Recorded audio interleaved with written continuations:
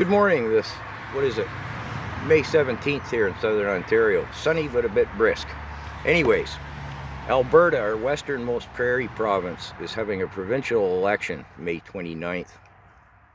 And I'm not the only one who thinks a lot of the fate of our nation could hang in the balance on this provincial election. I'll be brief with the background. The incumbent Premier, Danielle Smith, leader of the UPC, is very outspoken against the regime of Trudeau and, our Prime Minister, and outspoken as well about the WEF and Klaus Schwab's penetration into Canadian politics. One of the few politicians who talks about this matter. She's very much into provincial autonomy against the regime of Trudeau, and in my opinion seems to be putting some spine into the other prairie provinces as well, although I'd say Saskatchewan more so than Manitoba.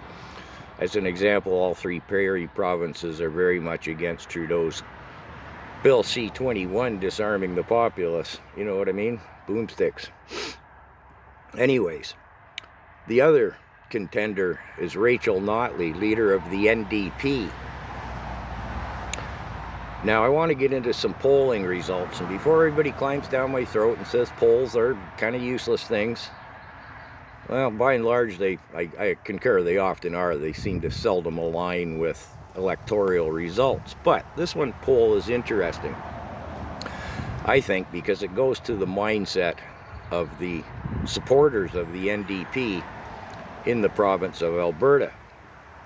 The important factor here is the federal NDP party is the only party that has a mandate that the provincial party is not only associated with them, but takes direction from them.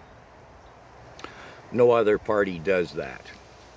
It should also be pointed out, the NDP has signed a coalition government, supply and confidence agreement, that forms a coalition government that gives the regime of Trudeau, well, it bypasses, negates our parliamentary process, creates what can only be called a dictatorship.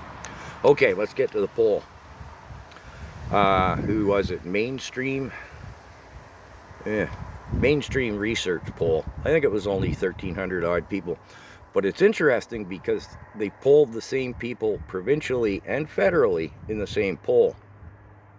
So these stats, I think, are kind of telling.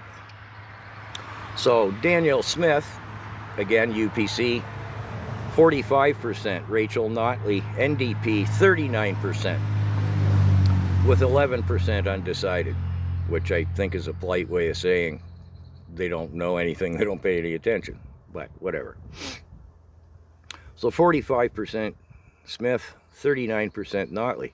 Now here's where it gets interesting. These same people polled on their federal political view, polled 56% popularity for Pierre Poilievre, the federal opposition leader of the Progressive Conservatives,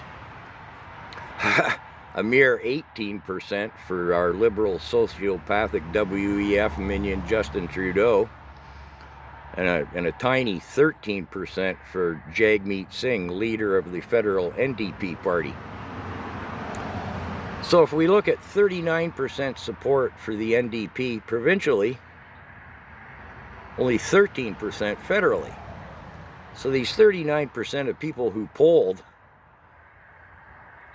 are going to, in theory, vote for NDP provincially, but only 13% would vote federally, and yet they don't realize they're voting for the same party. Because again, the provincial or the NDP federal party mandate is the NDP, whether they're provincial or federally. So, just in case there are 6 NDP voters in Alberta who are listening to this and didn't know, a vote for Notley is a vote for Jagmeet Singh, is a vote for Justin Trudeau, is a vote for the WEF.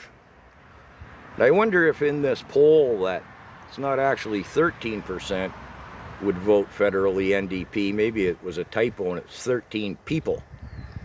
10 of which are, well, it's a good thing respiration's an auto function, and The other 3 are maybe octogenarians left over from Ken Kesey's electric Kool-Aid acid test in San Francisco in the 60s. I don't know.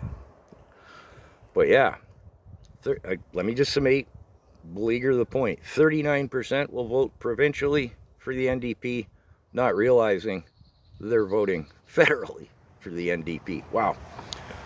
And should you be bored, I'm going to make a story time video about Ken Kesey and the electric Kool-Aid acid test, just because it's brought back memories for me.